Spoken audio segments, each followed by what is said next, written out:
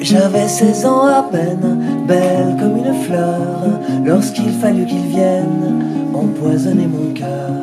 Ses charmes, ses caresses et ses baisers trompeurs, ses fausses promesses m'ont jeté dans les pleurs.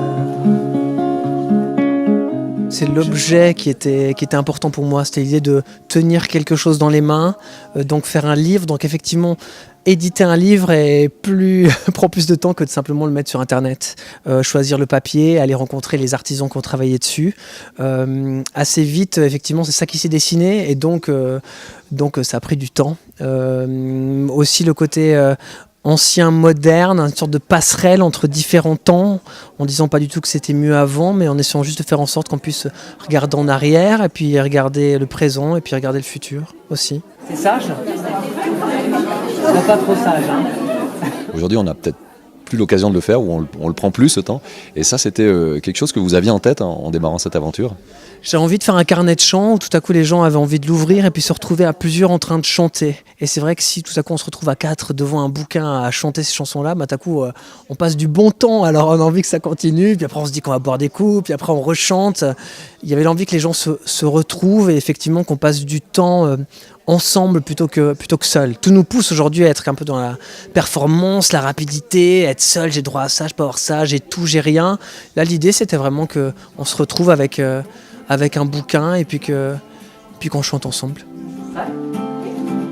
Les jeunes filles de Verdier, à la foire sont allées pour acheter des robes et des dentelles. Cette notion de chanter ensemble, c'est pas forcément quelque chose qu'on retrouve toujours dans la musique, pourtant ça devrait être la base, c'est de chanter ensemble, de partager.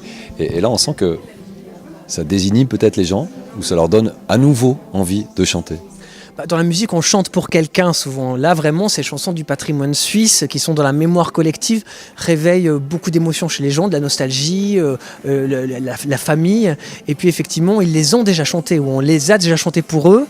Donc, ça réveille des choses qui font qu'ils ont envie de les chanter pour se remémorer ces souvenirs, pour faire profiter ça aussi à leurs enfants, à leurs petits-enfants. Et c'était ça l'idée. De tout à coup aller dans le sens de faire des choses ensemble, mais dans la vraie vie quelque part. Quand on se lance dans un projet, dans tout type de projet, on apprend sur soi-même. Qu'est-ce que vous avez appris sur vous-même ?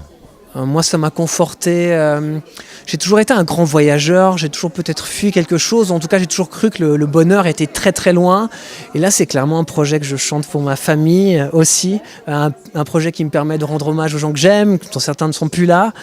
Donc je crois que ça m'a juste conforté dans l'idée que les plus belles choses que j'ai vues étaient à l'autre bout du monde, mais qu'ici, il y a quelque chose qui me retient et qui me ramène, plutôt qui me retient, qui me ramène toujours, c'est l'enfance, les souvenirs d'enfance, c'est la langue maternelle, c'est ce côté qui fait que souvent on finit sa vie là où on l'a commencé, parce qu'il y a les copains qui sont là, parce qu'on a l'impression d'être toujours ce petit môme qui court dans les ruelles. Donc ce que j'ai appris, c'est que j'ai une famille,